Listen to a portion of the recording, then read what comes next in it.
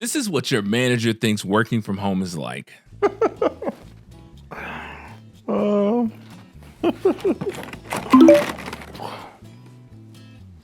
Thanks for calling the Happy Meter. This is what it's actually like. What do you need? Dad, can you make me a bowl of cereal? Nope, ask your brother. I'm working. Daddy, What do you need? you wanna hold my baby? Nope, don't care. I'm working. What do you need, dude? I think the house is on fire. Don't care. I'm working. Okay. In this video, we're going to talk about what scares managers most about working from home and what companies can do about it.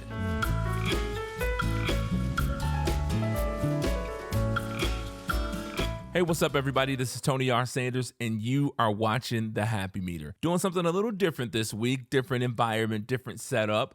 But I want to speak directly to those leaders who are fearful of employees staying home as opposed to returning to work. Now, this has been a big discussion. As a matter of fact, I think we're headed to a flashpoint because if you didn't know, 90% of CEOs want team members to return back to work, but only 10% of employees actually want to come back to work. We're headed for a crossroads and we have to do something about it. I also read another article that says 78% of job seekers right now are more open to accepting a position that is remote or hybrid because it would give them more flexibility and autonomy. So let's talk about the problems and what we can do about them.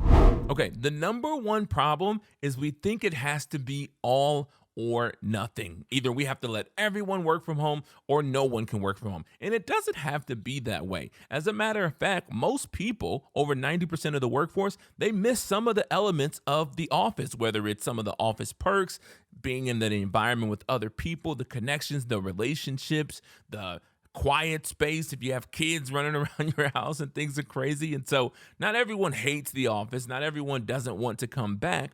But some people do like the element. So you could do a hybrid situation with some of your team members where maybe 2 to 3 days out of the week they come into the office and the other days they're able to work from home. Now, this largely depends on your organization. I would 100% recommend you surveying your organization, giving them some options, and listening to the people you want to impact the most. But just know you are in charge. You can be creative as possible, and it doesn't have to be all or nothing. There are plenty of companies doing it differently that you could model yourself after and really come up with a winning strategy for your organization. Here's another problem.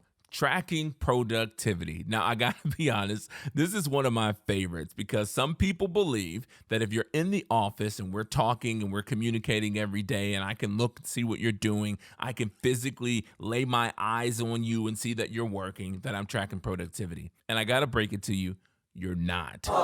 You should have clear expectations that are measurable and that you can report out on in a clear and transparent manner so that everyone knows exactly what productivity looks like and what results they're responsible for. That should be in place whether you're in the office or you're at home. Now, either way, if they're not delivering on the results, if the productivity is not being shown through the projects that they're responsible for, it's going to become abundantly clear if the expectations are clear and how you track it is clear. One of my favorite books, The 4Ds of Execution, talks about keeping a compelling scorecard when you're going after a project or a WIG, as they call it in the book, a wildly important goal. It talks about keeping a compelling scorecard to keep everyone interested in the game, but also to be able to track progress and track productivity. That should be happening whether you're in the office or not. So if that's your fear, I would suggest building stronger systems, getting stronger in your communication to make sure that everyone is clear on their expectations. Everyone knows what good looks like, how things are going to be tracked, and how we're going to report out on them. Another problem organizations are facing right now is how do we keep our corporate culture alive? There are a lot of organizations who invested a lot of money into a physical space, and they got the ice maker on the fifth floor, and there's a soda machine on the second floor, and the environment is this, and there's a cool art piece and a coffee maker and espresso machine. Listen, your culture is a product of your people. The visionary, the CEO, the owner, the founder, they can set that vision, but your culture has to live, breathe, and exist through your people. And so investing into your leadership, middle management, your supervisors, and your individual contributors to make sure that everyone knows what the culture is, can align with the culture, and know how they can be active participants in the culture. That is what's going to keep your culture alive. It doesn't matter if you're over Zoom or Teams or face to face, you need the people to carry out the culture. Let me break it to you. It was never the coffee maker in the first place. Yeah, it's cool, but if the people aren't living out the culture, if I'm unhappy with my boss, if I'm unhappy with my leader, if I'm unhappy with my peers and I'm not building relationships here, it doesn't matter how cool the coffee maker is. It doesn't matter that you have a fitness center. It doesn't matter that I could take a nap in the sleeping pod. I hate it here because of the people. So you need to focus on your people. If you're afraid company culture is going to die down, it won't if you invest in making sure your people, all of your people, know how they can actively participate and be a part of the culture. Now, we're not done yet in this video. I still have 2 other problems that managers are facing and solutions on what to do about it. But I want to hear from you. If you are in a position where you are trying to decide, should I work from home or should I work in the office? Drop a comment. Let me know, yes or no. Which one is your favorite? Would you prefer to work from home? Would you prefer to work from the office? We're going to do a nice little survey in the comments, so let me know there. And also, if you like this type of content, we put out new videos every single week, so make sure you like this video and you subscribe. Let's get back into our problems and solutions. Okay, another concern people are having is training and development. Do we just take people off the street, throw them into a Zoom and think that that's going to be okay?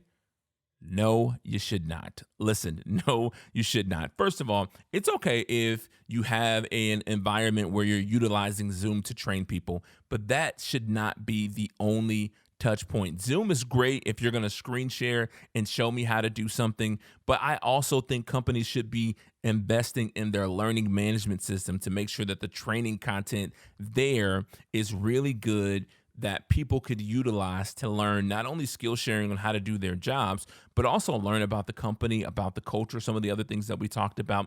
But that's still not it. We can have Zoom, we can have LMS, but we also need someone within the department, whether it's a leader or a peer, that can walk alongside that new hire to make sure that they are getting up to speed and that they're working their onboarding plan the way that you have it laid out. Hopefully you have onboarding plans for all of your people, but they need to be doing that, right? So when we think about onboarding, we think about that aspect of training. New hires are one of the biggest risks of retention, right? Because it could be a revolving door there. You do want to make sure that they're getting a lot of support. And so they should be getting support from a buddy on the team. They should be getting support from their leader 100%. They should be getting support from a learning management system that has the content and job aids that they can refer back to, anytime they need to as they're working to try to build up the skills necessary to do this job.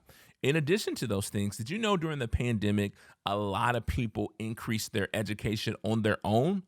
A lot of people took online courses. A lot of people started to read books more often.